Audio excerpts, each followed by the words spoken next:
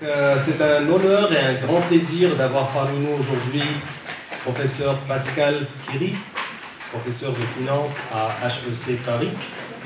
Je le remercie vivement d'avoir bien voulu accepter notre invitation.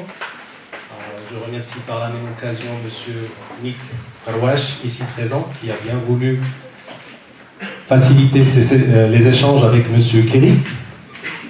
Donc avant de céder la parole à professeur Quéry, je voudrais quand même vous donner une idée sur son parcours, qui est le moins qu'on puisse dire impressionnant. Professeur Quéry est, comme je l'ai mentionné, professeur de finance à HEC Paris. Il est également titulaire de la chaire BNP Paribas. Il enseigne dans les programmes Grande École, MBA et Executive Education. Il a été élu meilleur professeur d'HEC en 2013 et Most Thought-Provoking Teacher en 2014. Il est co-auteur de l'ouvrage de référence en finance d'entreprise, disponible en français et en anglais. 150 000 exemplaires de cet ouvrage ont été vendus. C'est un excellent ouvrage. À titre de rappel, il est disponible aujourd'hui pour celles qui voudraient l'ajouter à leur bibliothèque. Si vous voulez être le 150 001e personne à l'avoir. Monsieur Quéry a également un site internet avec plus de 200 000 visiteurs uniques par mois. Il est auteur de lettres mensuelles avec 70 000 abonnés. Il a conçu et réalisé les 2 premiers MOOC d'analyse financière et d'évaluation d'entreprise, suivis par 38 000 participants, traduits en chinois et diffusés par l'université de Tsinghua.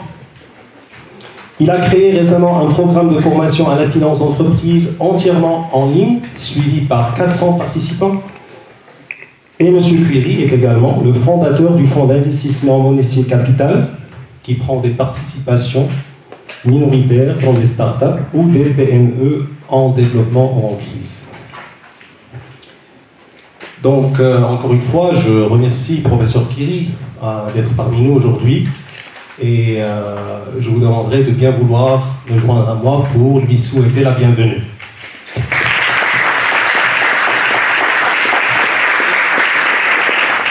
Toute première question pour vous, Monsieur Quéry. Avec toutes ces responsabilités, est-ce que vous dormez? Vous trouvez le temps pour dormir? Oui. Je dors 7h30 par nuit. Ne vous inquiétez pas. Mais j'ai aussi une femme très indulgente qui me laisse beaucoup travailler. Donc, à vous la parole. Merci de m'accueillir ici. Pour celui qui est au fond, si vous voulez vous asseoir, il y a encore de la place au premier rang. Et la présentation que je vais vous faire, vous pourrez la télécharger sur le site mernieman.net, dont je vous rappellerai l'adresse à la fin, puisqu'elle va être mise ce soir par notre webmaster dans le domaine public. C'est pas la peine de gratter comme des malades. Ce que je vous propose, je vais passer à peu près 3 quarts d'heure, 1 heure à vous parler de quelques réflexions sur le financement des startups, et puis je ferai un focus à la fin sur le crowdfunding, même si c'est compliqué de faire du crowdfunding au Maroc aujourd'hui, c'est même plus que compliqué, mais tôt ou tard ça apparaîtra au Maroc et ça permettra probablement à des entrepreneurs de continuer à se développer ou de créer leur propre société. Alors je vais commencer par une petite question. Comme vous êtes très nombreux, n'hésitez pas à répondre, je ne saurais pas qui a répondu quoi. Combien d'entre vous envisagent-ils de créer leur entreprise, ou ont déjà créé leur entreprise, ou la feront à la sortie de leurs études à l'Université internationale de Rabat?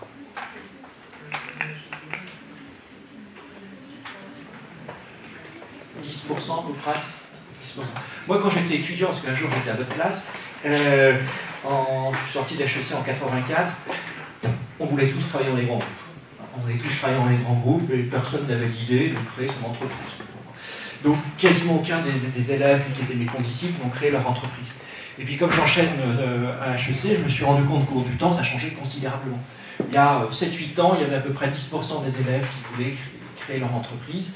Le dernier chiffre qu'on a sur HEC, c'est 19% d'une promotion qui, en cours de scolarité ou après leur scolarité, veulent créer leur entreprise. Certains y arrivent, certains, Prime Minister, c'est un de mes anciens élèves, je me rappelle, Kosciuszko Moruzé, c'était le type qui était roux et avec une barbe, c'est assez rare. Bon, il a créé Prime Minister, que vous connaissez peut-être, un grand style. Donc, c'est pas une mode, à mon avis, c'est une tendance de fond. Et cette tendance de fond, elle est extrêmement sympathique parce qu'elle est permise par une révolution technique avec Internet, et puis elle permet de renouveler, de rebattre les cartes et de donner des opportunités à des gens de casser des rentes qui ne sont jamais très positives en économie, ça je renvoie au cours d'économie, et de faire accélérer le système. Et puis ouais, vous voyez, j'ai la chance, mes parents n'avaient pas de diplôme du tout, mon père a quitté l'école à 16 ans, et grâce au système éducatif, j'ai pu progresser. Je pense qu'aujourd'hui, c'est plus difficile, en tout cas dans mon pays, la France, de progresser en échelle sociale, mais des nouvelles technologies, c'est une façon de casser des positions et de pouvoir accéder à des choses intéressantes. Alors, qu'est-ce que j'ai prévu de vous... marcher comme ça? Non. Je vais faire rappel de quelques caractéristiques sur les jeunes pousses. Les jeunes pousses, c'est le terme français correct pour start-up.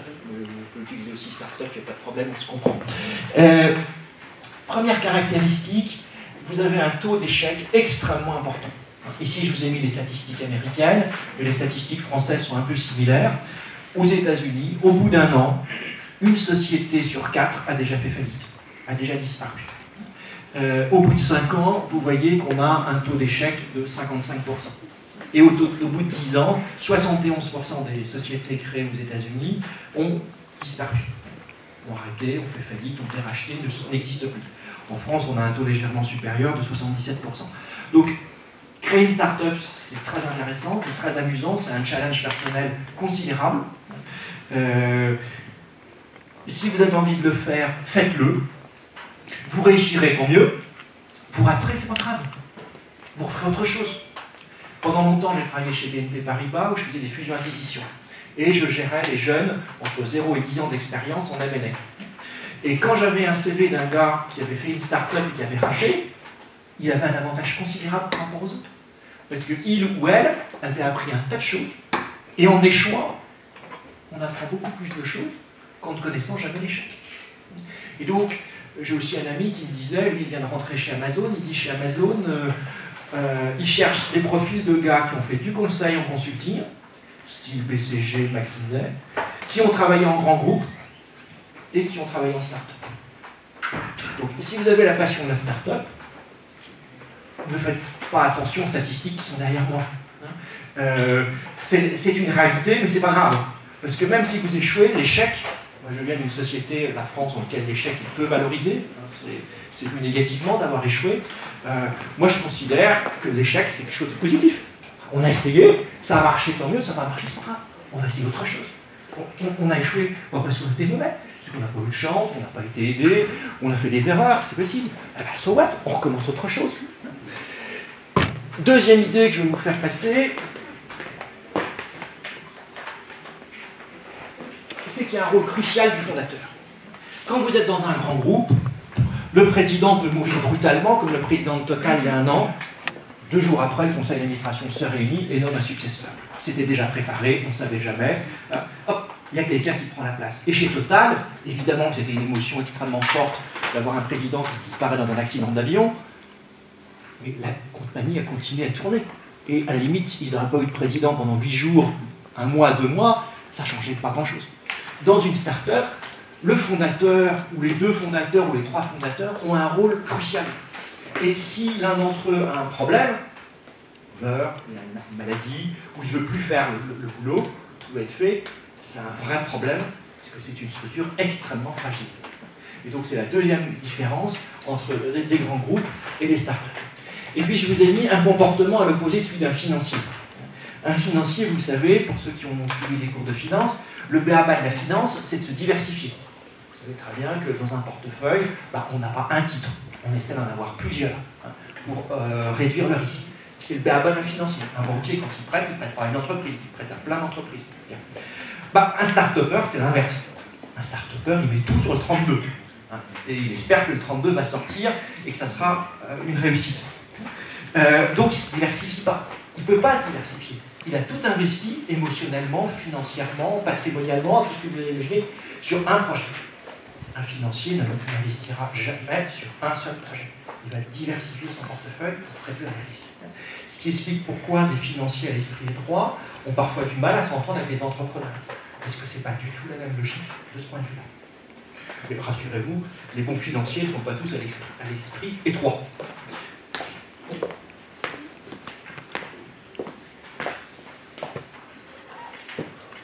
La nécessité d'un financement externe. Il n'y a pas de bug, la page est blanche parce que c'est tellement évident. Quand on crée une société, évidemment, elle a encore rien généré, elle ne génère pas l'autofinancement par elle-même, donc il faut trouver de l'argent à l'extérieur de l'entreprise, par définition.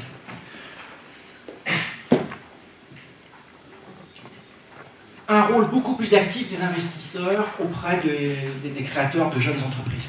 Et ça rencontre la demande de deux personnes.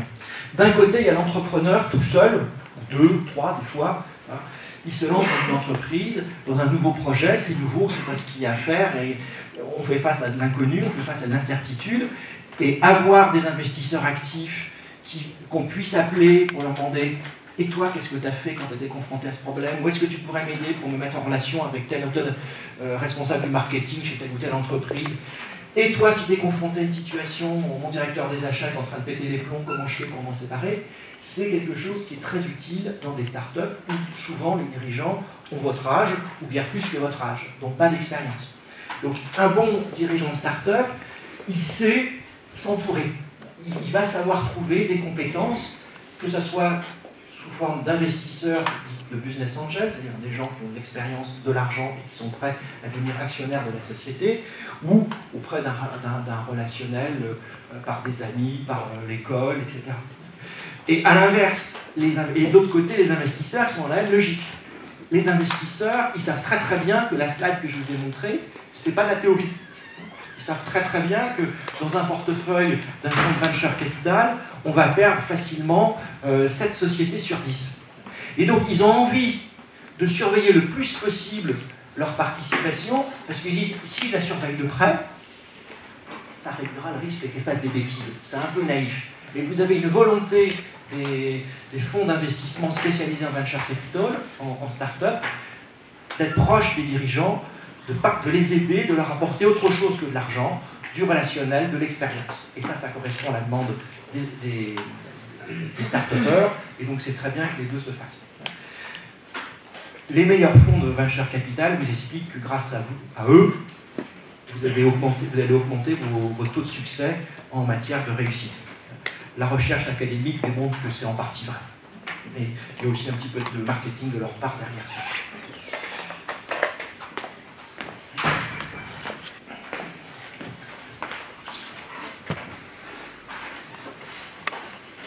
Autre caractéristique, une valorisation hautement spéculative. Sur ce graphique, vous voyez peut-être, il y a 3 courbes. Il y a une première courbe, c'est le cours de bourse de Sanofi. J'imagine que vous connaissez à peu près tous, de nom au moins, ce grand groupe pharmaceutique qui vaut plus de 100 milliards d'euros en bourse. Bon. Ensuite, vous avez une deuxième courbe qui est un peu moins heurtée, qui est l'indice boursier de la place de Paris, où se trouve à côté Sanofi, le CAC 40. C'est un peu moins heurté comme variation, parce que comme c'est une moyenne de 40 cours, évidemment, il y a un effet de diversification. Et puis, la dernière courbe en bas, c'est une société qui s'appelle Neovax. Qui d'entre vous connaît Neovax? Très bien, c'est normal. Personne ne la connaît, ou très peu de gens la connaissent, bien qu'elle soit cotée en bourse à Paris. C'est une start-up de biotechnologie, on en a une 60aine cotée sur la place de Paris, qui perd toujours de l'argent, qui a été créée il y a une bonne dizaine d'années, et qui cherche, dans un domaine thérapeutique particulier, à mettre au point des nouveaux médicaments permettant de faire face de façon plus efficace à des maladies qui affectent le genre humain. Quand vous regardez le cours de bourse de cette société, vous êtes frappé par quoi?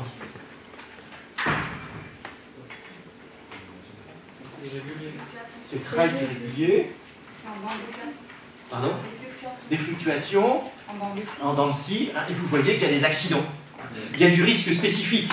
Pour vous rappeler vos cours de gestion de portefeuille en finance, il y a du risque spécifique très fort. Vous le voyez la dernière fois, là par exemple, en octobre il y a un an, ils ont annoncé des résultats de tests qui étaient nettement moins bons que prévu, et le cours s'est cassé la figure. Vous voyez, il est quand même passé de 3 € quoi, de 3 euros à un peu plus d'1 euro, quoi. Vous avez un cours de bourse qui s'effondre des 2 tiers. Imaginez que Maroc Télécom s'effondre des 2 tiers en une journée. Bon, ça ferait la une des journaux.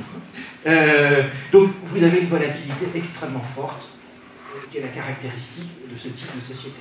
La valeur, c'est très difficile, on aura l'occasion d'y revenir, de l'estimer scientifiquement, entre guillemets, et empiriquement, quand on l'observe, on voit des variations extrêmement fortes qui reflètent l'incertitude très importante de ce type d'activité. Mais c'est ce qui en rend aussi l'intérêt. On ne sait pas très bien ce qu'on va faire, ce que ça va devenir.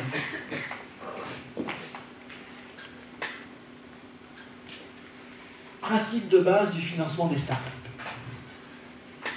Alors vous avez une question fondamentale, c'est quand vous allez créer votre entreprise, est-ce que vous allez utiliser ou pas, est-ce que vous allez avoir besoin ou pas d'actifs qui ont un marché secondaire? Par exemple, vous voulez créer une épicerie. Vous vous positionnez, moi je veux une épicerie spécialisée dans la pâtisserie marocaine, juste à côté de l'Université internationale de Rabat, parce que je pense qu'il y a un marché solvable très intéressant. De quoi ai-je besoin? J'ai peut-être un pas de porte à acheter, je vais avoir une camionnette à acheter, je vais avoir un réfrigérateur, un congélateur. Autrement dit, j'ai besoin d'actifs solides, corporels, qui ont une valeur, qui peut être réutilisée par quelqu'un d'autre. Une camionnette, ça peut servir à plein de gens, comme vous le savez. Bon, là, si vous êtes dans ce cas de figure-là, vous pourrez trouver du financement par dette. Parce qu'on va vous prêter, non pas sur les flux que vous allez générer, mais on va vous prêter un pourcentage de la valeur de la camionnette, du pas de porte, etc. Donc ça va être un financement par endettement de type financement d'actifs. Parce que le prêteur ne prend pas un risque sur votre capacité à être un bon pâtissier aux portes de l'Université internationale de Rabat, il prend un risque sur la valeur de la camionnette, de revendre de la camionnette, la valeur du pas de porte. Si maintenant, comme souvent dans des startups liées à Internet, liées aux hautes technologies, liées à la biotechnologie, vous n'avez pas d'actifs significatifs avec un marché secondaire, eh bien, vous n'avez pas le choix, vous vous financerez uniquement avec les capitaux propres. Uniquement avec le recours aux capitaux propres, parce que les capitaux propres sont faits pour prendre des risques. Une dette, vous le savez, c'est là, va être remboursée. Et puis accessoirement, tous les 6 mois, ou tous les 3 mois, ou tous les ans, il y a des intérêts financiers, des frais financiers à payer. Donc autrement dit, dans une dette, vous avez un échéancier qui fait tic-tac, tic-tac, tic-tac, tic-tac. Et cet échéancier, il est extrêmement précis. Vous l'avez d'ailleurs signé. Et face à ça, vous avez des flux de trésorerie extrêmement aléatoires de votre activité puisque vous vous lancez. Et que des fois, vous êtes dans un secteur nouveau, qui n'existe pas. Où on crée pour la première fois. Et donc, on n'en sait rien de ce que sera vos flux. Donc, il ne faut surtout pas vous financer par dette. Dès lors que vous n'avez pas d'actifs qui permettent des financements style les camionnettes et les pas de porte que j'évoquais. Parce qu'un entrepreneur, il commence quelque chose. Et dans l'immense majorité des cas, il va devoir changer en cours de route son programme. Parce que c'est pas comme ça que ça fonctionne, parce qu'il a avancé quelques mois, il se rend compte que la voie qu'il avait en tête, elle ne fonctionne pas. Et comme elle ne fonctionne pas, il en essaie une autre à côté. Et pour ça, il faut que vous ayez du temps. Et avoir du temps, c'est antinomique avec de la dette. Parce que la dette, c'est... Donc, des capitaux propres, c'est crucial. Et je crois que la slide suivante, je fais un clin d'œil. Oui, je fais un clin d'œil, mais je crois que je suis le plus vieux aujourd'hui dans la salle. Quand j'avais 5 ans, à la télévision française, pour la première fois, il y avait de la publicité. Et vous la verrez sur YouTube, si ça vous intéresse, c'est extrêmement amusant. La publicité qui a été faite, c'était par la Fédération française des éleveurs de petits pois, les petits pois ronds et verts. Et donc la publicité avait pour slogan « On a toujours besoin de petits pois chez soi ». Et on vous martelait ça, des petits dessins animés avec le slogan « On a toujours besoin de petits pois chez soi ». Et donc tous les gens de ma génération savent ce que ça veut dire qu'on a toujours besoin de petits pois chez soi. Donc aujourd'hui je le travestis, j'espère que ça va devenir un slogan aussi populaire dans votre génération, c'est « On a toujours besoin de capitaux propres dans une start-up ». On a toujours besoin de capitaux propres dans une start-up pour vous donner quelque chose de très précieux, du temps. Du temps. Parce que ça vous permettra de corriger vos premières erreurs, d'avoir appris du marché, de corriger le tir. Quasiment jamais, quelqu'un ne réalise le plan d'affaires qu'il a projeté de faire. Quasiment jamais. Donc, c'est normal. on ne sait pas où on va. Alors, ça me rappelle un type qui a 500 ans, un peu plus de 500 ans, il est parti un peu au nord d'ici, il a navigué vers l'ouest, il pensait trouver l'Inde. Et puis il n'a pas trouvé l'Inde, comme vous le savez, il a trouvé ce qu'il croyait être des îles avant les Indes, mais en fait on s'est rendu compte qu'entre les deux, il y avait un continent, un petit continent qui s'appelle l'Amérique. Bon, ben, c'est pareil, hein, c'est le même principe. Et ça, toute entreprise qui se crée, dans un domaine nouveau, elle est confrontée à ceci, on apprend l'expérience, on crée l'expérience. Un tour de financement ou 2 tours de financement. Je vais reprendre l'exemple de Neovax. Neovax, je vous ai dit, c'est une boîte qui a été créée il y a une dizaine d'années. Jusqu'à présent, ils ont investi 45 millions d'euros. Et ils ne font pas 1 euro de chiffre d'affaires pour l'instant. Ils espèrent en faire dans 5-6 ans. Parce que les recherches en biotechnologie, ça prend facilement une dizaine d'années. C'est comme ça. Tous les secteurs ne sont pas comme ça, rassurez-vous. Mais dans ce secteur-là, comment ils ont fait? Ben, ils n'ont pas fait une opération de capital il y a 10 ans pour 45 millions d'euros. Ça ne marche pas comme ça. En donnant par des investisseurs, en obtenant de l'argent pour se lancer sur 10 ans. Non, ça ne marche pas du tout comme ça. Qu'est-ce qui se passe? Il se passe qu'on fait plusieurs tours de financement. On fait plusieurs tours de financement et au début, on crée sa start-up et puis on va lever, je sais pas, 3 millions de dirhams, 4 millions de dirhams pour pouvoir faire une première étape. Et là, de 2 choses l'une. Soit vous réussissez à faire votre première étape, par exemple faire un prototype qui fonctionne, et dans ce cas-là, on vous dit pas très bien. On est d'accord pour que vous leviez de l'argent supplémentaire, une deuxième levée de fonds, pour lever, je ne sais pas, 10 millions de dirhams, pour passer à une première industrialisation de votre prototype. Ou alors ça va marcher, votre prototype, et là souvent c'est la fin. Rappelez-vous ma première slide, 71% au bout de 10 ans sont morts. Et donc les investisseurs ne vous donneront pas les 45 millions, pour reprendre l'exemple de Neovax, du premier coup. Parce qu'ils se méfient un peu de vous. C'est normal. Ils attendent que vous fassiez vos preuves, que vous démontriez une première étape.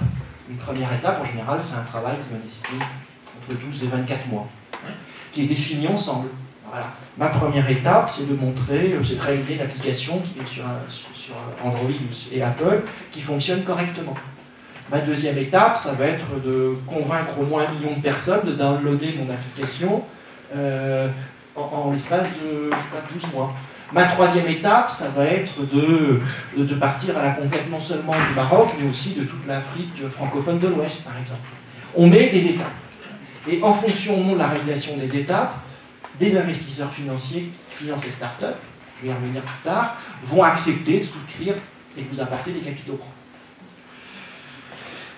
Ça veut dire qu'un patron de start-up, à moins qu'il soit richissime, mais s'il a besoin de trouver des fonds à l'extérieur, il va passer une partie non négligeable de son temps. On estime que ça prend au moins la moitié du temps d'un patron de start-up et un ou deux associés pendant environ 6 mois pour lever des fonds.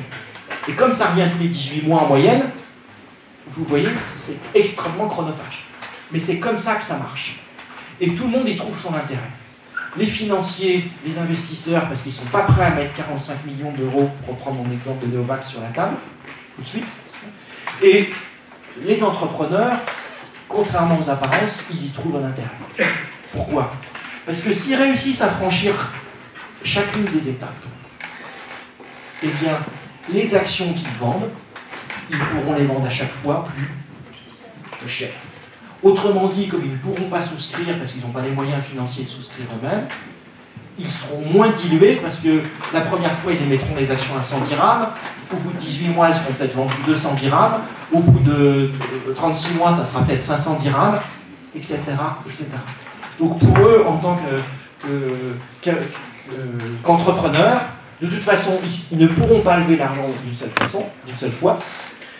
C'est embêtant parce que ça demande beaucoup de travail tous les 18 mois, qui prend du temps, qui est chronophage par rapport à ce qu'ils ont à faire d'opérationnel, qui est pour eux beaucoup plus important. Mais d'un point de vue financier, ils sont nettement moins dilués, puisqu'au lieu d'émettre la totalité des actions de Neovax au départ sur la base d'un prix bas, eh bien cette totalité d'actions qu'on observe aujourd'hui, elle a été émise au cours du temps à des prix qui ont monté régulièrement.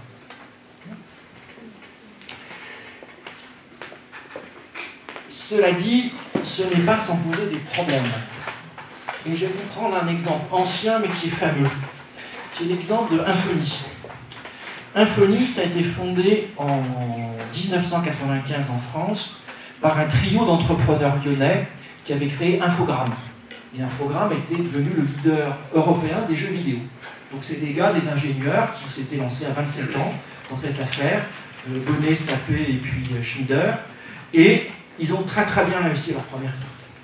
Infogrames s'est coté en bourse, elle faisait 700 millions d'euros de chiffre d'affaires, donc ils avaient une super aura, une super notoriété.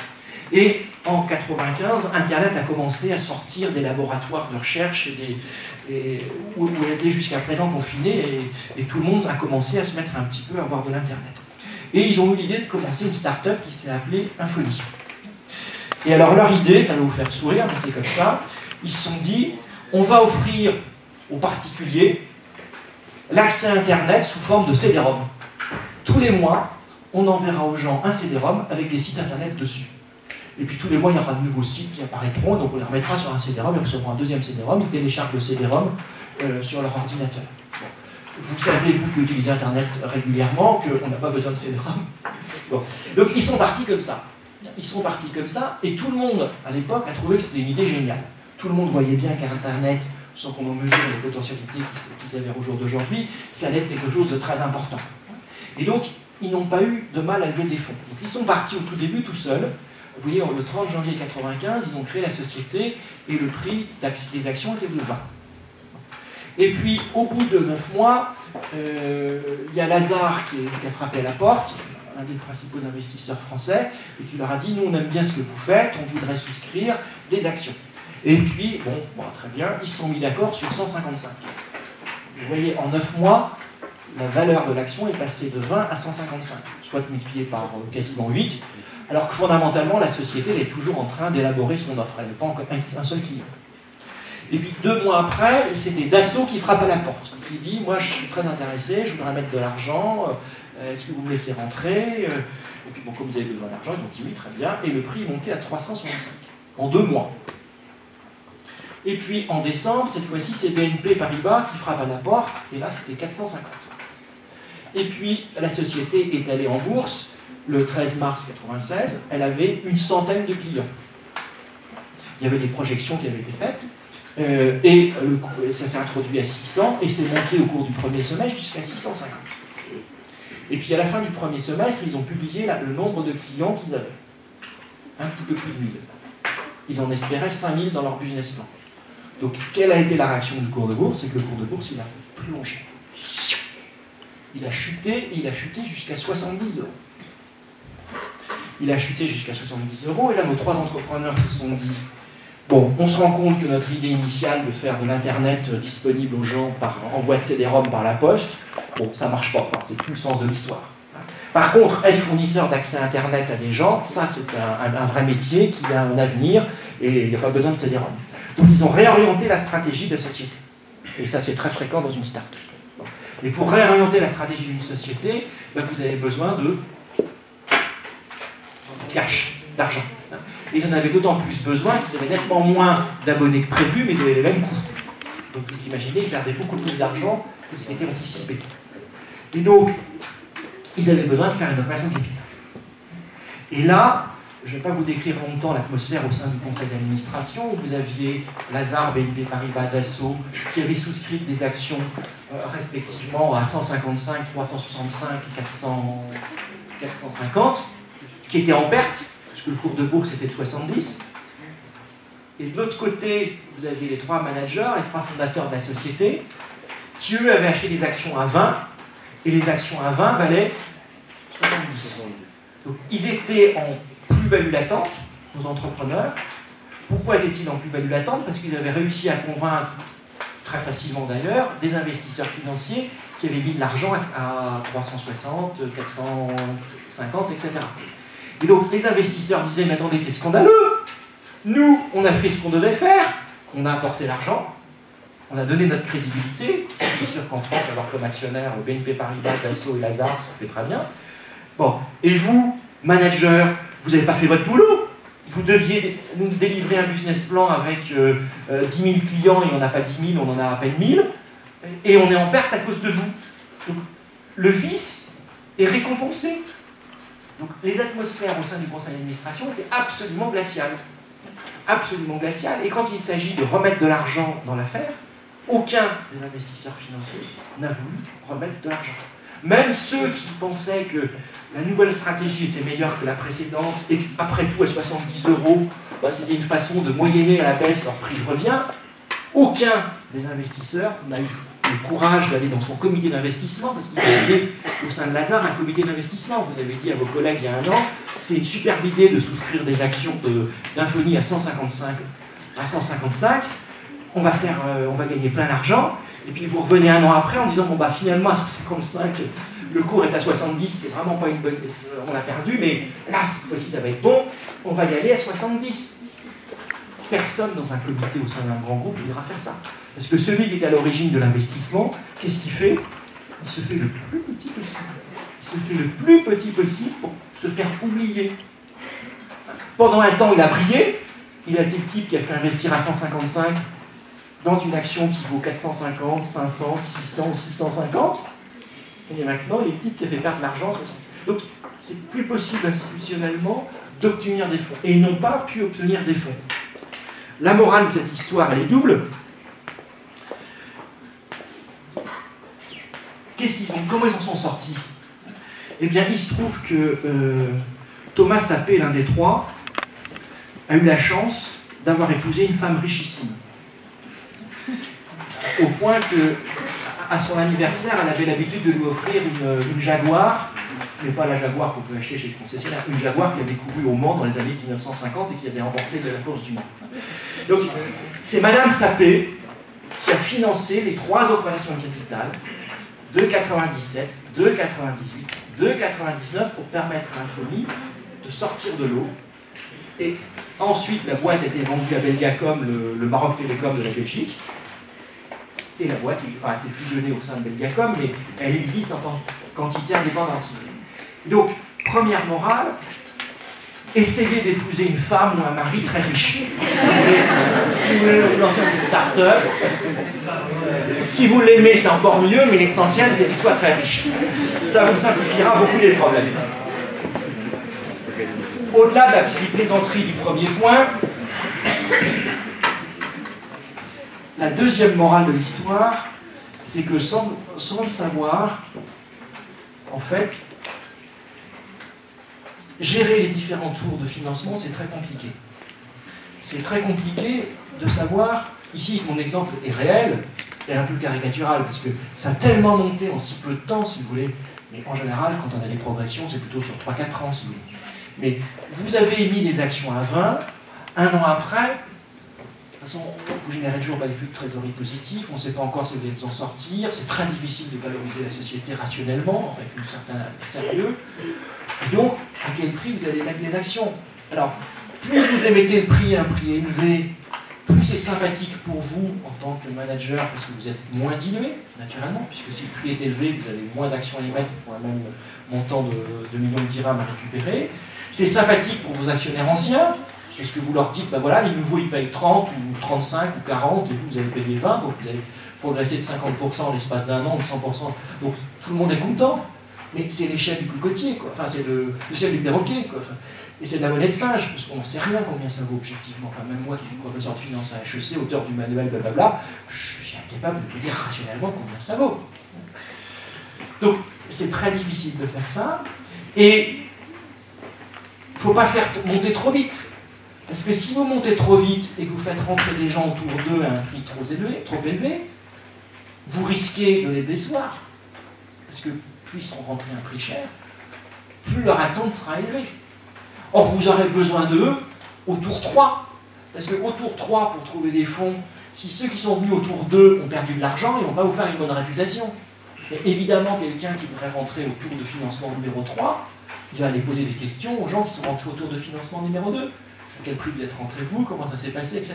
C'est normal, ça fait partie des vérifications d'usage.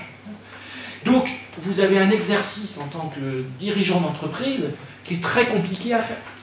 Et des fois, je dis, ça équivaut, quand vous forcez le trait, ça équivaut à dégoupiller une grenade, à la poser sous votre siège et à vous asseoir dessus. Si vous avez trop poussé à la hausse le prix auquel vous vendez les actions du deuxième tour, ben, il va falloir que vous pédaliez extraordinairement pour qu'au troisième tour, vous offriez une plus-value à ceux du deuxième tour et que néanmoins vous puissiez faire venir des gens au troisième tour. Donc c'est toujours un exercice extrêmement subtil où la part de chance compte énormément. Il faut faire monter la valeur, mais pas trop, mais suffisamment. C'est la règle du jeu. Mais je ne vous ai pas dit que faire une start-up, ça fait simple. Hein. Même d'un point de vue financier.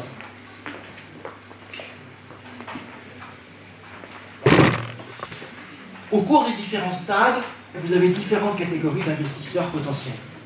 En général, quand vous commencez avec ce qu'on appelle love money. Families and friends. Love money, qu'est-ce que c'est? C'est des gens qui investissent dans la société, non pas pour des raisons financières, mais parce qu'ils vous aiment. Soit des liens familiaux, soit des liens amicaux. Et donc, ils ne vont pas regarder le prix, ce n'est pas leur problème. Ils vous apprécient, ils pensent que vous êtes bon, et donc ils vont souscrire ce qu'ils auront à souscrire. Bon, mais ils vont vous apporter quelques centaines de milliers de dirhams. C'est bien. Ça vous permet de faire votre prototype, ou de faire votre premier produit, ou de défricher. Ça vous permet de montrer quelque chose, que ce n'est pas qu'une idée. Il y a un début de commencement de réalisation. Donc c'est utile. Ça n'a pas marché, on arrête, on passe à autre chose. Ça a marché, ben vous avez besoin de plus d'argent pour industrialiser, pour commercialiser, pour tester, etc. Et donc là, vous allez avoir un deuxième tour de financement, où là va intervenir ce qu'on appelle des business angels, principalement, et maintenant du crowdfunding, et j'aurai l'occasion d'y revenir, c'est la deuxième partie de mon exposé. Qu'est-ce que c'est que des business angels? C'est des gens qui, en général, ont accumulé de l'expérience professionnelle et de l'argent. Et donc, qui, à 50 ans, 60 ans, ont fait fortune et ont envie d'aider des plus jeunes à développer leur entreprise, comme peut-être eux l'ont développée avant, ou comme ils auraient aimé la développer eux-mêmes s'ils avaient eu des idées de création d'entreprise. Et donc, c'est des gens qui vont vous apporter 1 million, 2 millions, 3 millions de dirhams, et qui vont surtout vous apporter du conseil, de l'expérience, des cheveux gris, du réseau, qui est toujours utile pour aider à se développer. Au troisième tour, vous avez souvent ce qu'on appelle des venture capitalistes, c'est-à-dire des fonds spécialisés, parce que là, les besoins, si vous arrivez au troisième tour, sont souvent plus importants. On va chercher 20 millions de dirhams, 30 millions de dirhams, 50 millions de dirhams, 100 millions de dirhams. Et là, pour les business angels, c'est trop gros, si vous voulez. C'est trop gros. Pour les families and friends, sauf si vous avez épousé le milliardaire, ce que je vous conseille toujours si vous l'aimez. N'oubliez pas la fin de la phrase si vous l'aimez. C'est possible, vous avez les moyens de suivre. Et puis après, si tout va très bien, c'est la bourse. C'est la bourse qui permettra à vos investisseurs de pouvoir liquéfier leur investissement chez vous. Et moi, ça m'a beaucoup frappé. Depuis quelques années, dans les grandes bourses du monde, y compris dans des pays assez traditionnels, comme la France ou l'Allemagne, on a des sociétés qui viennent en bourse sur des marchés spécialisés, en France ça s'appelle Alternex, qui sont des petites sociétés qui valent 10 millions, 20 millions, 30 millions, et qui sont encore en phase de perdre de l'argent, et qui n'ont pas encore démontré qu'elles avaient trouvé le modèle économique. En France en particulier, je disais tout à l'heure qu'on avait 60 biotechnologies cotées sur Alternex, dont Neovax, dont je vous parlais tout à l'heure. Et Neovax, c'est une boîte qui doit avoir 20 ou 30 millions aujourd'hui. Et puis après, peut-être que vous serez racheté par un groupe, vous deviendrez vous-même un groupe. Et on rêve tous d'exemples qu'on a en tête et dont les médias nous parlent régulièrement. La question du business plan. La question du business plan est une question très, très bizarre, parce que c'est un passage obligé. Vous allez avoir du mal à lever des fonds si vous n'avez pas de business plan, mais tout le monde sait que votre business plan n'a aucune chance d'être réalisé. Donc pourquoi le demander si on sait que ça n'a aucune chance d'être réalisé? C'est un peu un exercice de style. Ça a l'avantage pour vous de vous forcer à écrire vos hypothèses, éventuellement d'être capable de prendre du recul. Je dis que c'est un exercice de style et que tout le monde sait très bien qu'il ne sera pas réalisé. Donc, j'ai vu de nombreux dossiers en start-up. On ne sait pas ce que va devenir le secteur. j'ai investi récemment dans une société qui fait du covoiturage de courte distance. Le covoiturage de courte distance, contrairement à Blablacar, c'est très compliqué. Parce que quand vous faites du Blablacar, vous êtes prêt à aller sur un site, à vous inscrire parce que vous voulez faire Casablanca-Tanger. Et Casablanca-Tanger, c'est suffisamment long en voiture ou en coûteux en train ou en avion pour que vous alliez sur un site pour dire voilà, je cherche, moi j'offre 3 places dans ma voiture, etc. Qui veut venir, je pars ce soir à 5 heures. Bon, donc faites la démarche. Quand vous faites du covoiturage court terme, je quitte la cité internationale de Rabat et je vais à l'aéroport de Salé, vous n'allez pas aller sur un site. Donc j'ai investi avec des amis dans une start-up qui en fait développe un logiciel qui, une fois que vous avez téléchargé l'application sur Android ou sur l'App Store, avec votre accord naturellement, elle va vous géolocaliser en permanence et grâce à du big data, de l'algorithme, remarquez que régulièrement, le lundi matin, à 8h, le mardi à 8h, etc., vous prenez votre voiture et vous allez à la cité internationale jusqu'à l'aéroport de Salé. Vous n'avez rien à faire. Et puis il y en a un autre qui, lui, ne connaît pas du tout cette personne, qui, lui, cherche justement, il n'a pas de voiture, il a besoin d'aller à l'aéroport, etc. Et donc il va sur la plateforme, il dit, voilà, moi je cherche quelqu'un qui pourrait m'emmener dans le quart d'heure qui vient à l'aéroport. Et le big data va mettre en relation avec la première personne dont le big data a remarqué. Donc tout ça, c'est très brillant intellectuellement, parce que c'est séduisant, je fais court quand même, mais est-ce que ça va marcher? On n'en sait fiche rien. Est-ce que la technologie le permet? On pense, mais on n'est pas sûr. Et donc, faire un business plan là-dessus, c'est mission impossible, quoi. Enfin, c'est pire que mission impossible 5. Hein. À côté, courir sur l'aile d'un avion qui décolle, c'est n'importe qui fait ça. Donc, y compris Tom Cruise. Donc, bon, mais c'est très difficile pour un entrepreneur de dire, moi je ne fais pas de business plan. Je pense que les investisseurs se disent, au moins il a réfléchi, c'est une base de départ, ça permet de discuter. On sait très bien que la probabilité que ce soit réalisé est très très faible, mais c'est comme ça. C'est comme ça.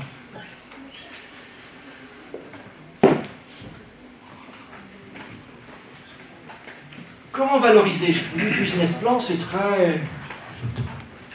Certes, en théorie, on pourrait se dire, bon, on n'a qu'à demander à l'entrepreneur qu'il nous fasse les 5 états de la nature possibles. Ça marche très bien, ça marche moyennement bien, ça marche pas très bien, ça marche pas du tout, et c'est la catastrophe.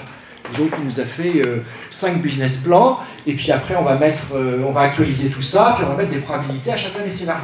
Bon. Mais vous n'allez jamais demander à un entrepreneur, et Coco, fais-moi le business plan, si ça marche très bien, si ça marche pas bien, si c'est la catastrophe. Quoi. Parce qu'un entrepreneur, par définition, il croit à son business. Donc il est incapable de nous faire autre chose qu'un business plan optimiste. Si vous êtes un pessimiste, ce n'est pas la peine d'être un entrepreneur, il n'y a pas de chose dans la vie. Mais vous n'allez pas créer une société si vous n'avez pas de la volonté, de l'optimisme pour aller de l'avant. Donc demander à quelqu'un de faire des business plans dans des versions dégradées, c'est criminel, enfin, c'est stupide. Donc c'est très difficile de valoriser une start-up. Et donc il y a une autre méthode qui est utilisée, vous allez voir, c'est ce qu'on appelle la méthode du venture capitalisme, venture capital, pardon. C'est très empirique et ça consiste à dire la chose suivante. Bon, la petite start-up dont je vous parlais là, qui essaie de faire du covoiturage de courte distance avec du big data, ça marche, si ça marche dans 7 ans, je pense qu'elle pourra faire 1 milliard de chiffre d'affaires. Je pense qu'elle pourra avoir des marges comparables à celles de Criteo qui fait un peu la même chose et qui est déjà cotée en bourse. Et donc 1 milliard de chiffre d'affaires, 45% de résultats d'exploitation, ça fait 450 millions. J'observe que sur Criteo, ça vaut 15 fois la société valorisée sur la base de 15 fois son multiple d'excédent brut d'exploitation. Et j'ai une valeur dans 7 ans. Parce que je pense que ma petite société, là, elle va mettre 7 ans pour atteindre ce stade-là. Et ça, je l'actualise avec un taux d'actualisation qui est d'autant plus fort que je suis au début de la société. Vu dans mon tableau, la première colonne, la première ligne, création. Et vous avez vu le taux d'actualisation qui est utilisé? 60%. 60%. Et en 60%, mais c'est monstrueux, quoi. C'est très très loin des enseignements du MEDAF, ou du CAPM, où vous avez un coût des capitaux propres aujourd'hui pour des sociétés cotées normales qui est de l'ordre de vendeur de 10 à 15%, 20% maximum. Mais 60%, vous n'avez jamais vu ça. Oui, mais attention, c'est que le business plan que je vous prends, moi, c'est la version optimiste. Je le sais. Les versions pessimistes, moyennes, etc., elles ne sont pas produites. Mais rappelez-vous la première slide, 70% de taux de mortalité. D'accord ? Donc je prends un taux de rentabilité, un taux d'actualisation exigé extrêmement important, c'est parce qu'en fait, je l'applique à la version optimiste de la réalité, qui est un pourcentage, petit pourcentage de la réalité. Et tout le reste, de toute façon, ça fait 0. Et comme ça, quand vous actualisez sur 7 ans à 60%, vous écrasez, regardez la dernière colonne, l'avant-dernière colonne, vous avez un multiple de 11,2. C'est-à-dire que 11,2 dirhams, dans 7 ans, à 60%, ça ne vaut que 1 dirham aujourd'hui. Donc si vous êtes trompé, c'est pas grave. Par le mécanisme de l'actualisation à 60%, vous écrasez énormément. Et donc vous réduisez l'erreur. Et avec ça, des énormes valeurs dans 7 ans deviennent des valeurs très petites aujourd'hui. Donc c'est une méthode totalement empirique, développée aux États-Unis, où l'industrie du venture capital est née, qui est appliquée régulièrement pour valoriser les sociétés. On fait ce qu'on peut avec ce qu'on a face à une très grande difficulté de valoriser les sociétés. Et puis, il y a un autre type d'approche qui existe, qui est développée par Xavier Lazarus. Xavier Lazarus, c'est l'un des venture capitalistes français qui a connu les plus grandes réussites. Il a par exemple investi dans Criteo, qui est la start-up française qui jusqu'à présent a le mieux réussi. Et lui, il dit voilà, j'ai un cas. K, c'est le rapport de la valeur de la start-up sur le montant des fonds qu'elle veut lever. Je veux lever 5 millions de dirhams, et moi, entrepreneur, je dis que ma société vaut 10 millions de dirhams. Donc ça veut dire que implicitement, j'ai un cas de 2. Il y en a un autre qui vous dira, moi j'ai besoin de 5 millions de dirhams, mais ma société, parce que voilà, elle a un potentiel mondial, blablabla, elle vaut, je vous disais 5 millions de dirhams, elle vaut 20 millions de dirhams. Bon, ça me fait un cas, 20 plus 5 égale 4. Et comme vous avez accumulé beaucoup d'expérience, ou plutôt Xavier Lazarus a accumulé beaucoup d'expérience sur au moins une quinzaine d'années, qu'il a vu des centaines de startups et de cas, il a pu dériver des observations. Les observations, elles sont derrière moi. Première observation, K est toujours au moins égal à 1. C'est-à-dire que jamais un investisseur, c'est une loi extrêmement importante, jamais un investisseur ne veut avoir plus que de 49% d'une start-up. Non pas qu'ils ne veuillent pas contrôler une start-up, mais s'ils ont plus de 49%, mettons 51%, ça veut dire que les managers n'ont plus que 49%. Et dans ce cas-là, vous détruisez l'esprit start-up. L'esprit start-up, c'est des gens qui partent, qui abandonnent beaucoup de choses.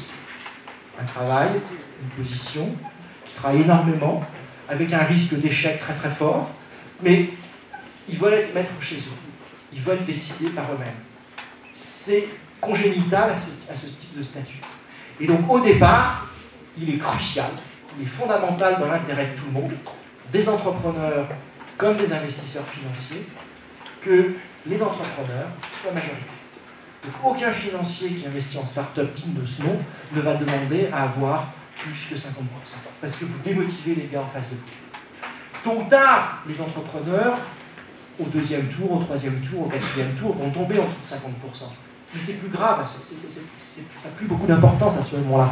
C'est au début que c'est très important. Il faut vous sentir maître chez vous. Et vous ne vous sentez pas maître chez vous si vous n'avez pas au moins 50% des actions.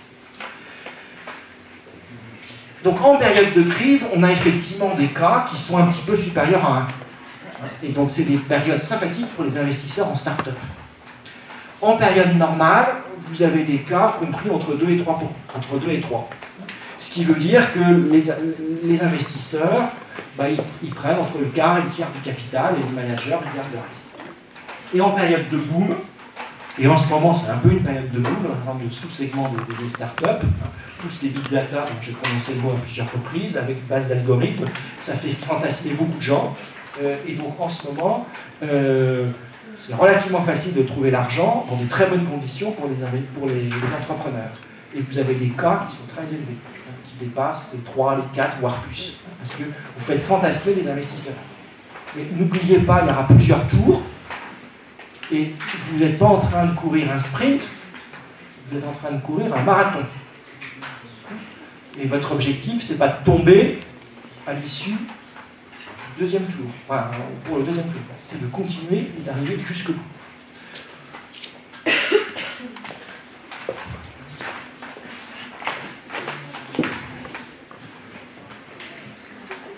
Alors maintenant, je vais faire un focus, qui sera beaucoup plus court que ce que j'ai fait avant, sur le crowdfunding. Le crowdfunding, en français littéral, hein, ça veut dire le financement par la foule. C'est-à-dire qu'on va financer des projets en faisant appel à la foule grâce, de nos jours, aux plateformes d'Internet, facilité apportée par Internet. Je vous rappelle néanmoins qu'on n'a pas attendu Internet pour faire du crowdfunding. Par exemple, la Statue de la Liberté à New York a été construite par appel à la souscription publique. Et c'est des citoyens français et américains qui ont donné chacun 1 franc, 2 francs, 50 centimes, qui au XIXe siècle ont donné les moyens de construire la Statue de la Liberté. Le film de John Cassavetes, Shadows, en 1958, il a été financé par le public. Le quotidien Libération en France, etc. Enfin, je vous ai mis quelques exemples ici. C'est un mode de financement alternatif qui connaît évidemment avec le développement d'Internet une explosion parce que ben voilà, je prends mon téléphone portable, je suis sur la plateforme et je peux éventuellement envoyer 5 euros, 10 euros, 50 euros, 200 euros, 1000 euros. Rassurez-vous madame, je ne connais pas votre code donc je ne pourrais pas le faire, mais ça se fait très facilement. Et pour un certain nombre d'entreprises, ça peut être un mode de financement intéressant. Et c'est un mode de financement qui connaît un développement absolument considérable à l'échelle mondiale. Vous voyez, on est parti en 2010 de 900 millions de dollars, et on estime que cette année, on va atteindre au niveau mondial 34 milliards et demi de dollars. Et vous voyez qu'on double, voire plus que double chaque année. Donc, c'est effectivement un mouvement qui paraît de fond, et on peut bien sûr extrapoler les taux de croissance naturellement. Ça se décompose par zone géographique et par type de crowdfunding. Alors, par zone géographique, je suis absolument désolé, mais je n'ai pas trouvé de statistiques pour l'Afrique. Donc, les statistiques qui existent sont faites par une société américaine, et pour cette société américaine, il y a 3 zones géographiques dans le monde, l'Amérique du Nord, l'Europe et l'Asie. Vous voyez la prédominance des États-Unis, 60%, et ce qui est amusant aussi, c'est que l'Asie a déjà dépassé l'Europe. Et dans les types de crowdfunding, on a plusieurs objets possibles. Il y a le prêt. C'est-à-dire, vous êtes sur une plateforme et vous prêtez de l'argent, soit à des individus, crédit à la consommation, pour qu'ils s'achètent une machine à laver, pour qu'ils s'achètent une petite voiture, et vous leur prêtez sur 3 ans avec un taux d'intérêt, 7%. Bon, ça, c'est du prêt à l'individu ou du prêt à une petite ou moyenne entreprise, qui va trouver un crédit de 50 000 euros, de 20 000 euros pour acheter une camionnette, pour acheter un bac congélateur, etc. Ça, c'est, vous voyez, les 2 tiers, c'est du prêt.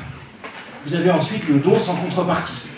Je donne de l'argent sur une plateforme, KissKissBank ou une autre, peu importe, My Major Company, pour aider un projet. Un artiste qui veut publier un nouveau disque, une association qui veut caritative, qui veut construire un hôpital au Salvador, etc., etc. Troisièmement, vous avez les dons avec contrepartie. Je parlais tout à l'heure aider un groupe à faire un disque. Voilà, vous lui avez donné 1000 dirhams en contrepartie, quand le disque sera fait, vous enverrez un exemplaire du disque. Ça, c'est un don avec contrepartie. Et ça fait à peu près 10%. Et puis, ce qui nous intéresse, nous, particulièrement, c'est la petite partie, là, c'est par capitaux propres. Et par capitaux propres, ça ne fait pas grand-chose. Par capitaux propres, c'est quoi? Vous devenez actionnaire d'une société. Mais vous allez mettre 1000 dirhams, 10 000 dirhams, 100 000 dirhams maximum, si vous voulez, quand on observe. Mais vous n'êtes pas tout seul. Vous êtes 10, vous êtes 100, vous êtes 300, vous êtes 500 personnes.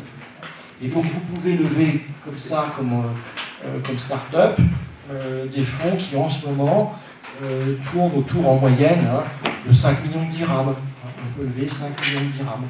Mais vous avez réuni, grâce à une plateforme style WeSeed, Elaxago, etc., My Major Company, KissKissBank, vous allez réunir des centaines, voire des milliers de personnes. Et grâce à la plateforme, vous pouvez présenter le projet.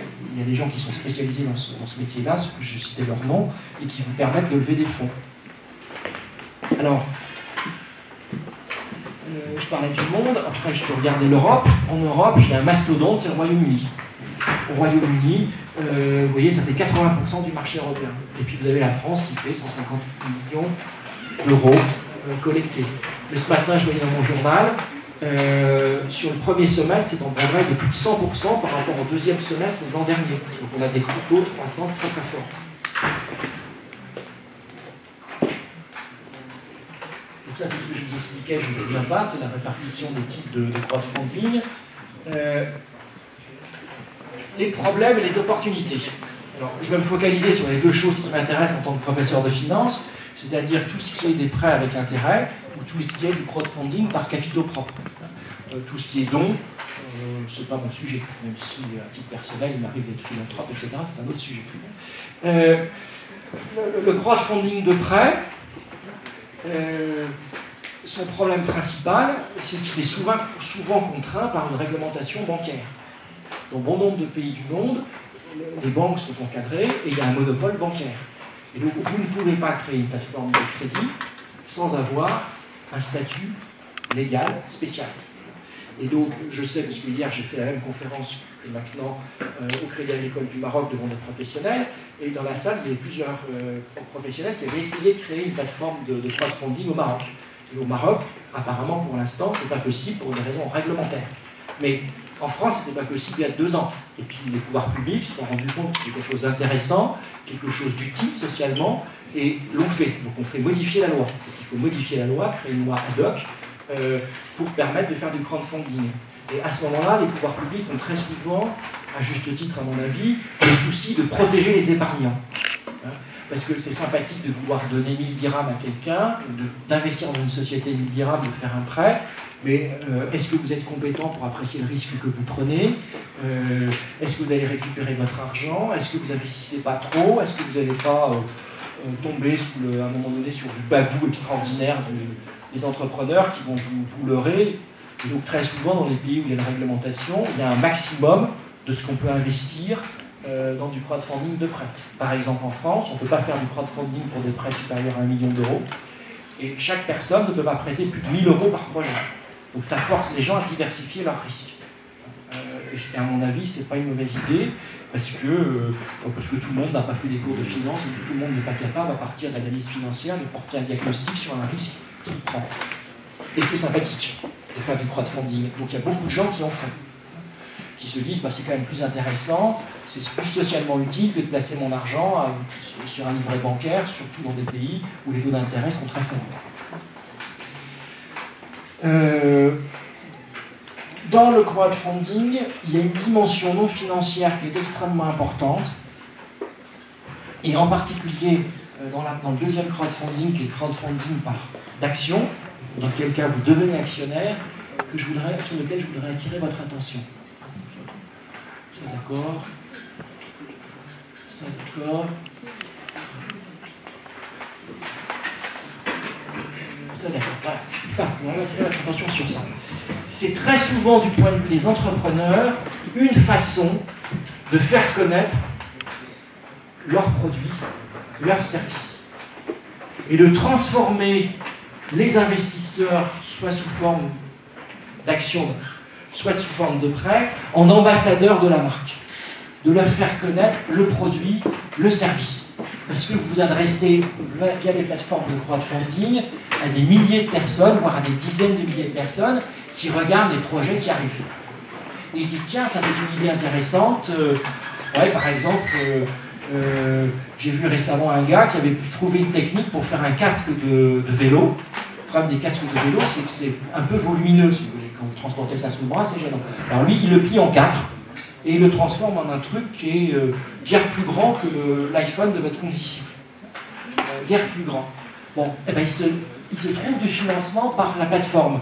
Et donc, d'un seul coup, il y a des milliers de personnes, il y a des dizaines de milliers de personnes qui apprennent qu'il y a ce produit qui existe. Alors que ça leur a coûté une campagne marketing coûteuse et longue à faire. Et qui peuvent éventuellement acheter le produit, qui en tombent amoureux.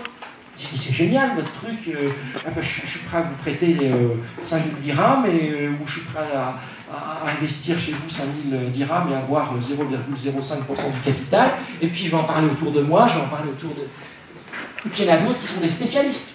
Parce que dans le monde, il y a des gens qui sont spécialistes de la fabrication des casques de vélo. Et donc ça vous permet de vous mettre en relation avec des investisseurs qui vont apporter autre chose que de l'argent. Et donc ça peut être très utile, et c'est comme ça que les entrepreneurs souvent font du crowdfunding. C'est moins... Enfin, bien sûr, ils apprécient de récupérer 2 millions de dirhams ou 4 millions de dirhams pour les aider à financer leur développement. Mais c'est aussi une façon d'apprendre des investisseurs, de les transformer en ambassadeurs de la marque, d'aider à la répartition, à la prise de connaissance du produit. Et donc ça, c'est très important. Cela dit, il ne faut pas se leurrer. Le crowdfunding, même si ça continue de se développer, ça ne servira jamais à financer la totalité d'une entreprise. Parce que c'est des montants, on va pouvoir mobiliser 5 millions de dirhams, peut-être que dans 2-3 ans, on pourra faire des moyennes de 10 millions. Mais aller au-delà, ça va être compliqué. Ça va être compliqué. Et puis, vous avez à gérer comment vous organisez l'actionnariat. Comment vous faites quand vous avez 5000 actionnaires. Alors, quand vous êtes Maroc Télécom et que vous avez 5000 actionnaires, c'est pas dramatique. Vous avez suffisamment de personnes pour avoir un service de relation avec les actionnaires. Mais quand vous êtes une entreprise de 10 personnes, comment vous faites quand vous avez 5000 actionnaire? Rassurez-vous, on a retrouvé la parade pour l'instant. Il y a une holding qui se crée, animée par la plateforme de crowdfunding, dans laquelle les gens n'investissent pas en direct dans votre société, mais à travers la holding.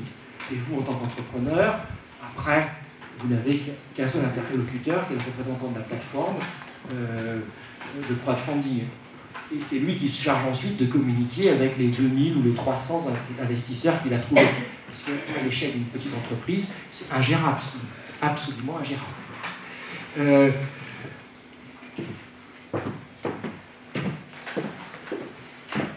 Il y a d'autres sujets, mais je préfère insister sur celles qui me paraissent importantes et innovatrices et qui pourraient vous être utiles.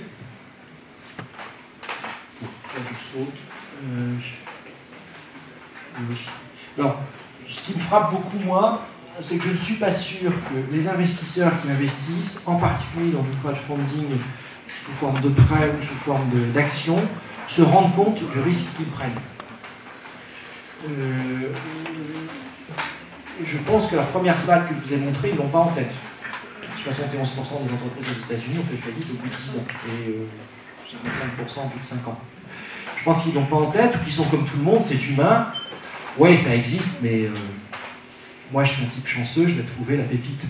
Et puis c'est tellement sympa ce truc. Cet entrepreneur, je l'aime bien, il est sympa, je l'aime. Bon. Il y a une dimension non financière à travers ça pour les investisseurs.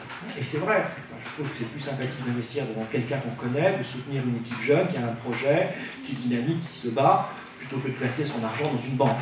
J'ai rien contre les banques, j'ai travaillé 26 ans chez BNP Paribas, je suis très heureux de mes 26 ans chez BNP Paribas. Mais c'est pas la même chose, vous comprenez bien. Et n'oubliez pas, à un moment donné, bon là ça se développe, c'est récent, en tout cas en Europe, à un moment donné, il va y avoir des désillusions. Il y a des gens qui vont se rendre compte qu'ils ont investi dans une entreprise qui finalement ne valent pas du tout ce qu'ils pensaient qu'elle valait. Ils ont prêté des entreprises qui ne vont pas pouvoir rembourser. Ils ont payé des prix pour souscrire à des actions qui sont complètement délirants. Enfin, ils n'avaient aucune idée d'ailleurs du prix. Ils ont payé ce prix-là parce qu'on leur demandait, point final.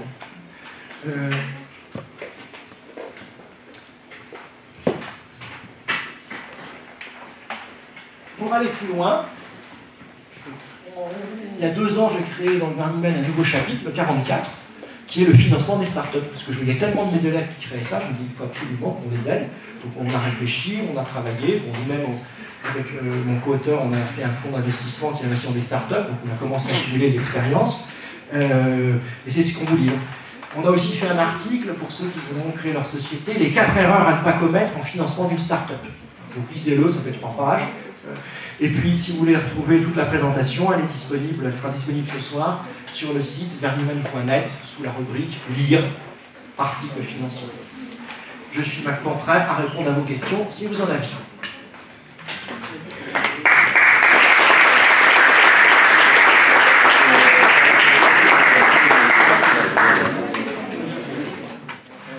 Donc voilà, ma question c'est que j'hésite entre une création de start-up et franchiser une marque anglophone au Maroc. Donc j'hésite entre les deux à cause du financement, notamment. Parce que le financement, le fait de franchiser une entreprise engage beaucoup de dépenses et beaucoup plus qu'une start-up à mon avis, d'après mon business plan. Du coup, pour moi, le fait de franchiser, ça implique les dépenses d'avoir, le fait de payer le droit de franchise, à part le passeport, le loyer et toutes les dépenses de base. Et le fait de devoir payer chaque mois un pourcentage à la maison mère, sachant que si je crée une start-up, je n'aurai pas à payer tout ça. Donc je reviens manque au financement quand je demanderai un prêt à la banque et que j'aurai toutes les dépenses rajoutées à cause de la franchise. Ça impliquera beaucoup de temps pour le remboursement, donc beaucoup de temps pour la rentabilité. Donc voilà, merci.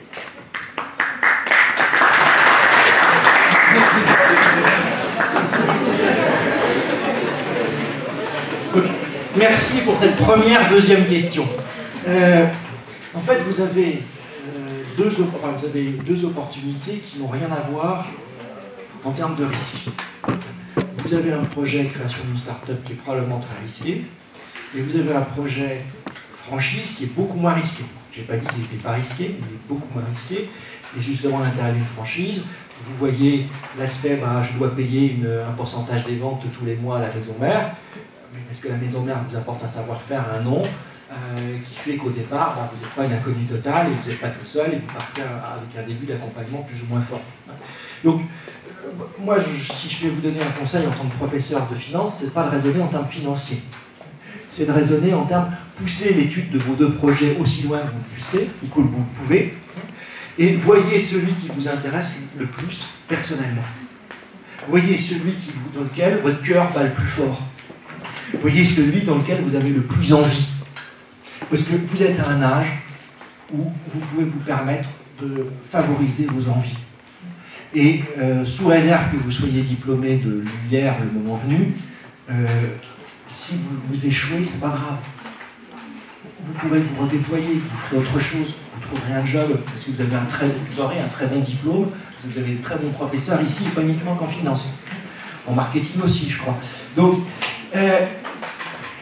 oubliez le financement pour l'instant. Regardez votre projet, le projet 1, le projet 2, étudiez à fond. Vous n'êtes pas au point de vous êtes pressé pour le créer tout de suite. Bon, passez le temps qu'il faut, faites quand même vos devoirs et vos etc. Je suis désolé. Et vous ferez le choix à ce moment-là. Et permettez-vous d'être irrationnel. C'est pas grave à 22 ans de se planter. C'est pas grave. Si vous commencez à considérer qu'à 22 ans c'est grave de se planter, vous ne prendrez jamais aucun risque. Jamais. Et puis, si votre projet, vous l'avez bien travaillé et qu'il y a du financement à trouver, vous finirez par le trouver. Parce qu'au Maroc, le crowdfunding, il va arriver, c'est inévitable. Même s'il y a des lourdeurs, des pesanteurs réglementaires, à un moment donné, ça va évoluer. Parce que c'est quelque chose de très positif. Ça permet de libérer des énergies. C'est pas vu par une menace. Les plateformes de crowdfunding dans les grands pays du monde, très souvent, les banques considèrent que c'est des alliés pour elles. Elles les aident à faire un métier qu'elles savent mal faire. Et la plupart des plateformes de crowdfunding ont signé des accords de coopération. Donc, c'est pas Uber, les plateformes de crowdfunding, qui remet en cause des monopoles établis avec des gens qui vont manifester, bloquer les rues, etc. C'est très compliqué pour les hommes publics. Au contraire, c'est sympathique le crowdfunding. Il y a une image. Donc vous trouverez du financement. Et puis si vous ne trouvez pas beaucoup, vous aurez de la love money, puis vous commencerez votre truc. Et puis vous essaierez, et puis ça ne marchera pas, vous ferez autre chose, c'est pas grave. Et dans votre CV, vous direz, voilà, moi j'ai fait une start-up, ça n'a pas marché. Et ça n'a pas marché pour telle et telle raison. Mais vous en saurez plus que vos condisciples qui ont essayé, qui n'ont pas essayé de ça. Et donc, si vous voulez vous faire embaucher par un grand groupe, je vous parie mon bonnet, vous aurez plus de chances que d'être embauché. Parce que vous aurez une autre expérience intéressante, valorisante dans un groupe. Et puis peut-être que vous aurez trouvé le bon filon progressivement, Voilà, il faudra travailler. Alors c'est sûr que vous n'allez pas gagner beaucoup, en tant que très souvent, les gens qui lancent une start-up, ils ne se payent pas de salaire. Ou vraiment un salaire qui est inférieur au salaire de la personne la moins bien payée de cette université. D'accord, mais c'est passionnant. Voilà. Deuxième question. Troisième. Merci de bien compter pour moi.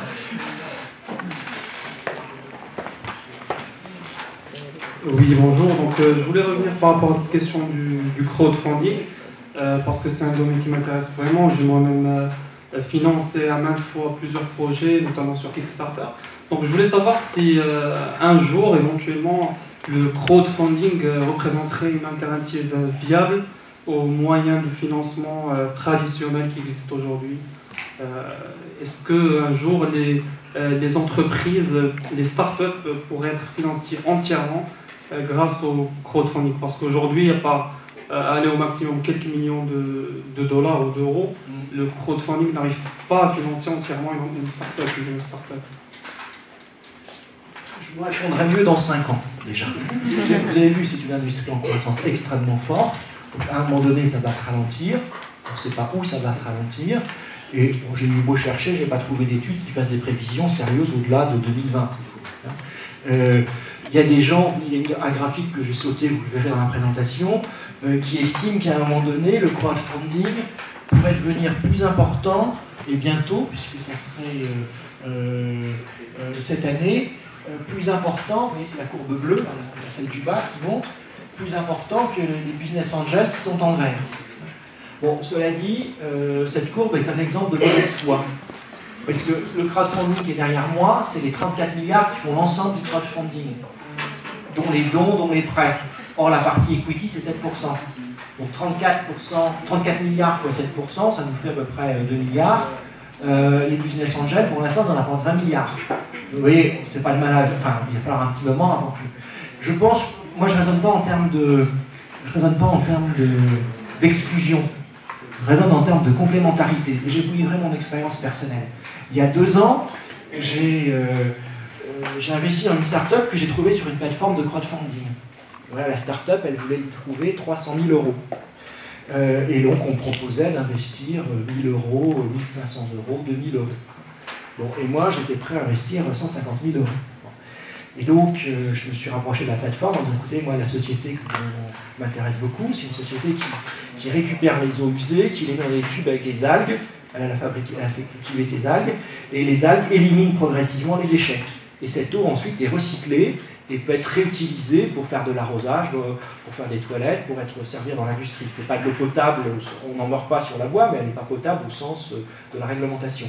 Mais dans des pays avec du stress hydraulique, le Maroc étant un exemple, ça peut être extrêmement intéressant. Bon. Et donc, moi je me sentais un peu mal vis-à-vis de la plateforme de crowdfunding, parce que j'ai eu l'impression de faire un petit peu de tricher, d'être le passager clandestin.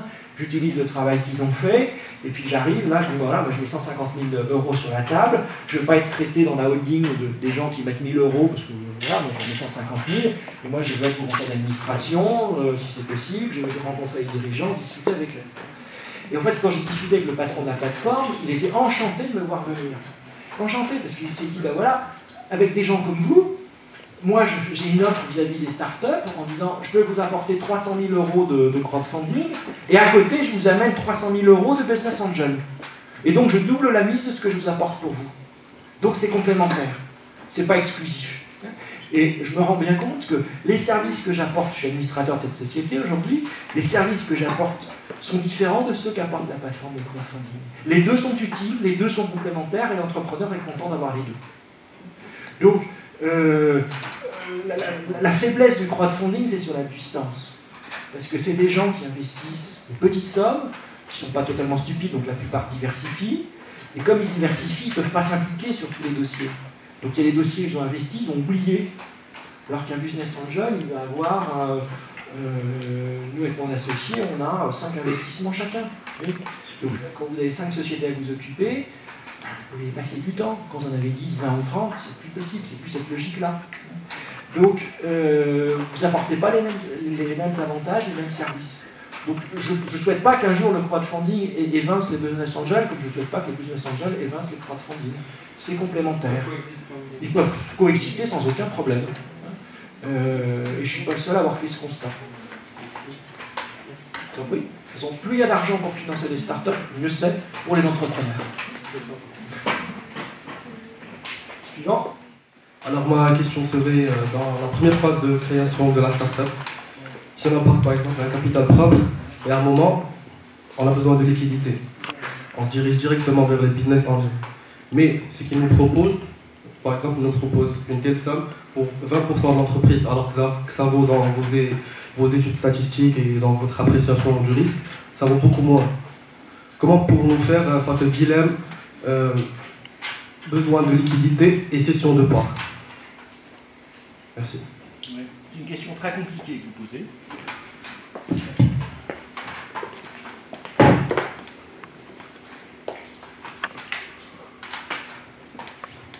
Il n'y a pas vraiment de réponse. Il n'y a pas de réponse toute faite, toute préparée. Il n'y a pas de formule mathématique qui peut vous le dire. C'est beaucoup une affaire, de conjoncture. Il y a des moments où c'est plus facile de valoriser sa start-up que dans d'autres. En ce moment, en Europe, c'est quand même très facile de lever de l'argent. Il y a beaucoup d'argent qui cherche des projets. Donc les conditions qu'obtiennent les start-upers aujourd'hui sont des très bonnes conditions dans une perspective historique. 2, ça dépend beaucoup des projets. C'est sûr que si vous dites, ben voilà, mon projet c'est de faire une pâtisserie à la sortie du campus de l'Université internationale de Rabat, c'est une chose. c'en est une autre de dire mon projet c'est de faire une chaîne de pâtisserie sur l'ensemble du Maroc, et c'en est une troisième de dire j'ai un projet très sérieux et j'ai déjà commencé à le démontrer, c'est faire une chaîne de pâtisserie mondiale pour devenir le Starbucks de la pâtisserie. Et donc ça va dépendre de votre propre capacité personnelle à un moment donné, de votre propre capacité à séduire des investisseurs. Et dès lors que votre projet est global, dès lors que votre ambition, moi, ça me frappe aussi beaucoup, ce qui me frappe c'est de voir des jeunes, 20 ans, 25 ans, 30 ans, diplômés de l'enseignement supérieur, aller dans des métiers banals, où avant c'était de l'artisanat, c'était du commerce, je crois, du style une boulangerie, du style un pressing, et de vouloir appliquer ce qu'ils ont appris à l'école, de l'industrialiser, de le marketer avec une perspective extrêmement globale. C'est sûr que si vous venez avec un dossier comme ça, vous allez attirer beaucoup plus les investisseurs. Et vous aurez plus de capacité à avoir des fonds. Et vous serez moins dilué. Mais vous vous mettez la pression. Parce que c'est sûr que c'est plus facile de réussir la pâtisserie à la sortie de cette université que de réussir de devenir le start-up de la pâtisserie. Et donc ça dépend énormément des individus. Ça dépend énormément des individus. Et si j'ai un conseil à vous donner, d'ailleurs il y a des études académiques qui l'ont démontré, c'est qu'une start-up optimise ses chances lorsqu'il n'y a pas un fondateur, mais 2 fondateurs. Et elle diminue ses chances lorsqu'il y a 3 ou 4 fondateurs. Donc il vaut mieux être 2 ou 3 maximum que tout seul. Parce qu'à 2, c'est plus facile de s'épauler, de traverser les moments difficiles, de doutes, etc. Souvent d'ailleurs, quand il y en a 2, il y en a toujours un qui prend l'ascendant sur l'autre. C'est-à-dire que jamais 2... Mais là, je ne suis pas négatif avec le terme ascendant. Enfin, il y en a un qui est un peu plus leader que l'autre. Vous savez, c'était comme dans l'URSS du temps jadis, la Russie était plus égale que les autres pays composant l'Union soviétique. Mais ça, c'est important dans les entreprises. Puis ça dépend de la psychologie, de la personnalité de chacun. Il y en a qui sont d'excellents numéro 2, qui ne seront jamais d'excellents numéro 1. Et donc, ils sont très heureux en étant numéro 2, il faut les laisser être numéro 2. Donc, il vaut mieux être 2. C'est un mythe de croire qu'on va être 2 au même niveau, exactement au même niveau. Il y en a toujours un qui est un peu plus important. C'est comme ça, mais c'est pas inutile. D'autres questions ?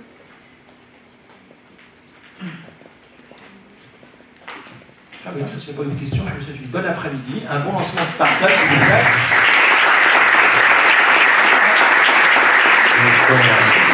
Je voudrais juste une petite minute. Donc je voudrais quand même remercier professeur Pascal Kéry pour votre discours très instructif, aussi bien instructif qu'éloquent. On comprend très bien pourquoi vous avez reçu le prix de meilleur professeur à HEC Paris. est pleinement méritée. Donc je vous remercie également pour les merveilleux conseils que vous avez donnés à nos étudiants, notamment, bien sûr, si ce n'est pas trop tard, le mariage à une personne riche. Donc je me rappellerai de ce conseil, je le donnerai à mes étudiants avec votre permission. Donc encore une fois, merci pour votre présence et je vous invite à parcourir et examiner l'ouvrage du professeur Curie en sortant. Comme vous le savez, c'était aujourd'hui la première conférence dans la série de conférences de la Rabat Business School. Et donc, merci encore une fois et à la prochaine conférence. Au revoir.